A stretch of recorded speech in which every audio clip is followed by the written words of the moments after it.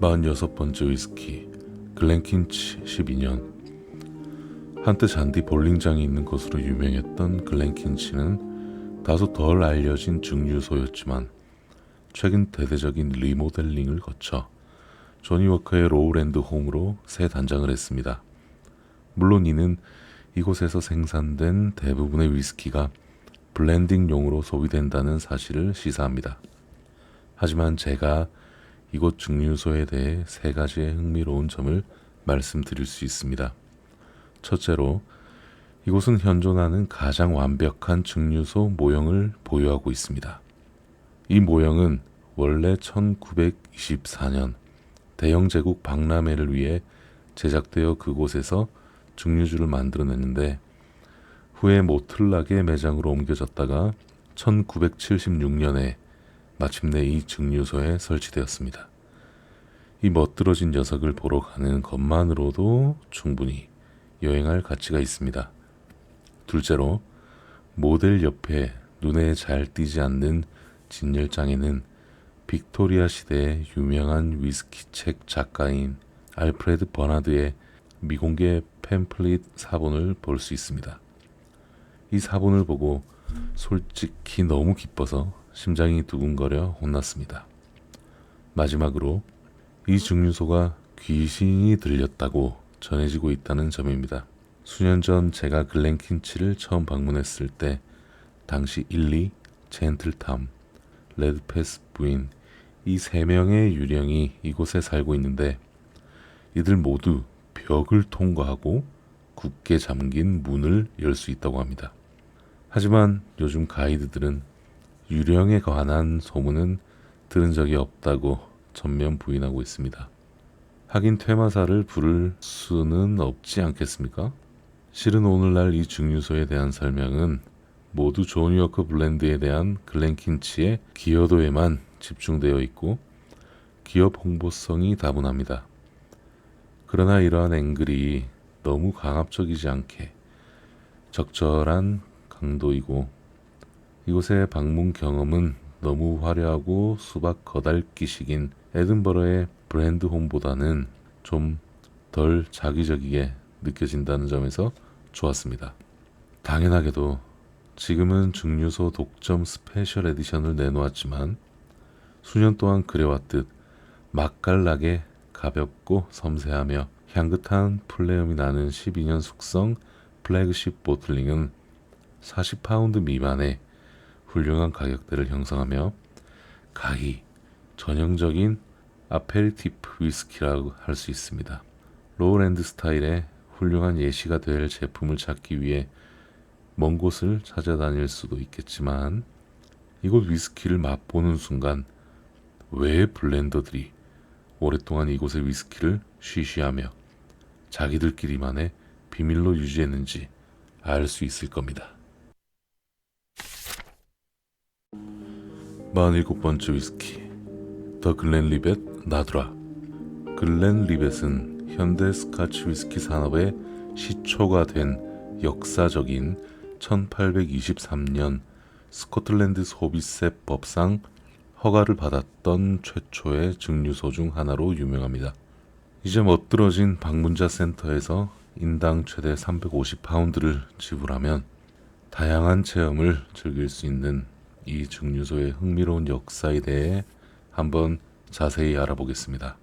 하지만 그중 단 하나만 맛보고 싶다면 나두라를 고르라고 조언하고 싶습니다. 게일어로 자연이라는 뜻을 가진 나두라는 올드 패션 스타일로 만들어낸 순수한 위스키 본연의 맛을 구현합니다. 타티스를 타고 한 세기 이상 거슬러 올라가 위스키 창고에 도착해 싱글 몰트의 시족격인 오크통에서 바로 꺼내 시음하지 않는 한 오리지널에 가장 가까운 맛을 냅니다.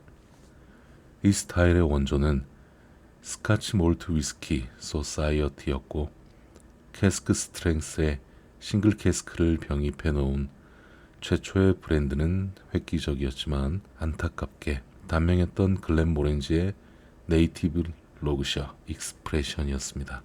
한편으로 생각해보자면 오늘날 글렌리벳은 이런 부류의 위스키를 정말 잘 만듭니다.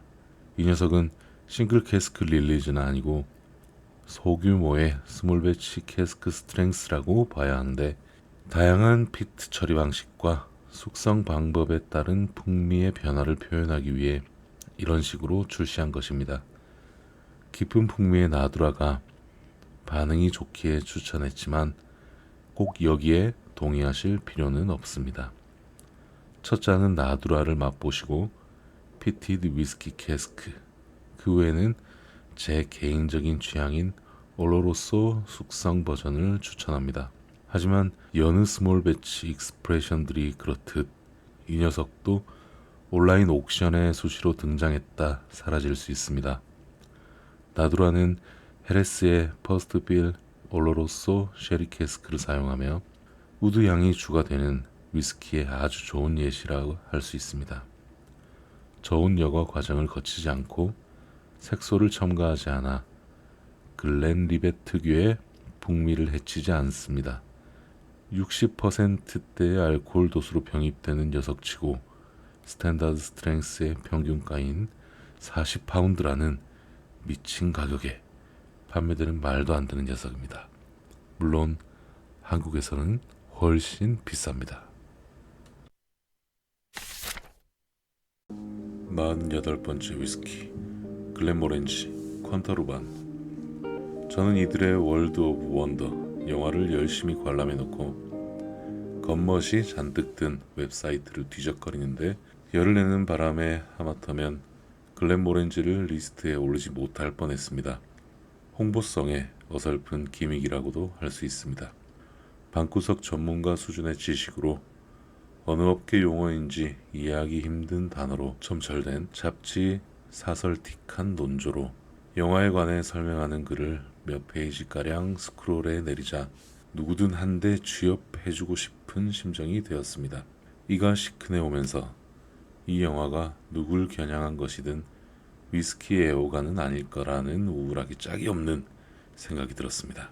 아마 예술가를 지망하는 젊은 학생들이 대상이었는지 모릅니다. 글렌모렌지의 소유주인 루이비통 모ët 헤네시가 럭셔리 레벨로 브랜드를 리포지셔닝하며 상식적이지 못한 행보를 자꾸 보이고 있는데, 이는 전통적인 위스키 타깃층과 이들의 지갑 사정에는 매우 좋지 못한 소식입니다. 또한 대부분 이국적인 느낌이 물씬 나는 발음하기 어려운 게이러 이름으로 출시되는 스페셜 릴리즈들은 아주 잠깐 스포트라이트를 받다가 곧 새로운 후속작으로 대체되는 등 특별 상품 출시가 잦은 편입니다. 하지만 성가시게도 이들 대부분 또 맛은 괜찮은 편이라서 고민하게 하는 녀석들입니다. 하지만 좋은 소식도 있습니다. 획기적인 신식 증류 시설인 라이트하우스를 설립하려 많은 자본이 새로 투입되었고, 이곳에서 증류 및 위스키 제조 책임자인 빌 럼스텐 박사는 다양한 재료와 공정을 연구하는 실험 정신을 꽃피울 수 있을 겁니다.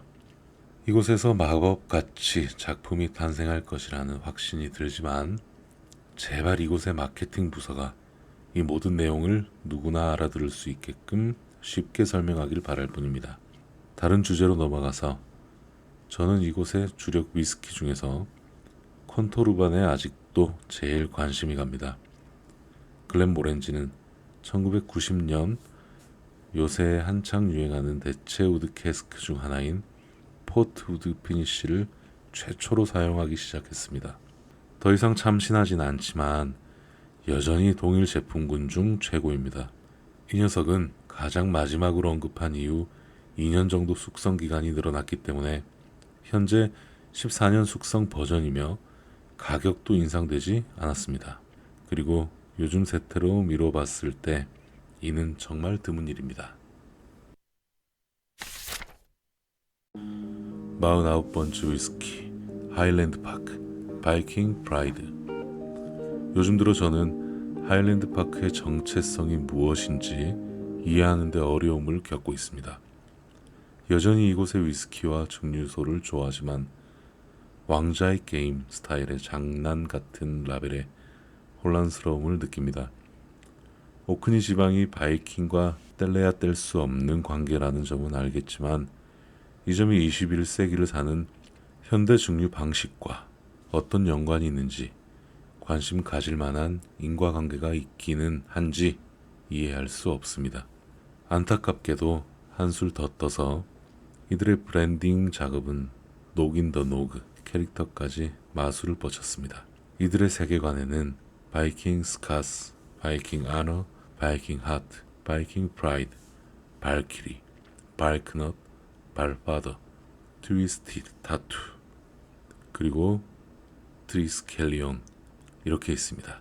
스피릿 오브 더 베어, 로열티 오브 더 울프, 윙즈 오브 더 이글, 레스 오브 더 크라켄, 드래곤 레전드 등은 뭐 언급할 가치도 없습니다. 그럼에도 불구하고 이곳의 위스키는 세계 최고의 위스키 중 하나라고 주장할 만합니다. 게다가 이 증류소는 일일이 셀 수 없을 만큼 많은 상을 받았으니 일단 엄청나게 괜찮은 증류소라고만 소개해두겠습니다. 자긍심이 있다면 하지 않을 파이브 키스톤 같은 신조어까지 만들어 마케팅하는 허세 가득 찬 모습이 곱게 보이진 않지만 이들식의 표현은 결국 전통적 방식의 플로우 몰팅, 아로마틱 피트, 저온 숙성, 쉐리 오크 캐스크, 그리고 섬세한 캐스크 로테이션의 다른 말입니다. 가장 중요한 건 이 모든 게 단순 PR은 아니라는 점입니다. 이들은 1920년부터 앞서 말한 과정들을 생산에 적용해 왔지만 당시에는 적극적으로 이러한 부분들을 홍보하지 않았을 뿐입니다. 하일랜드 파크는 민간 소유의 스코틀랜드 증류소로서 시간을 두고 음미할수록 점점 더 열리며 갈수록 좋아지는 굉장히 전통적인 느낌의 위스키를 현대적이면서도 강렬한 보틀에 담았습니다. 마지막으로 이 녀석은 뚝길로 연결된 섬들이 줄지어 있고 페리와 비행기로 연결된 섬들, 고대 유적지와 수공예 커뮤니티의 본거지인 오크니에서 온 위스키입니다. 바랄라에 가깝다고 알려진 귀중한 곳입니다.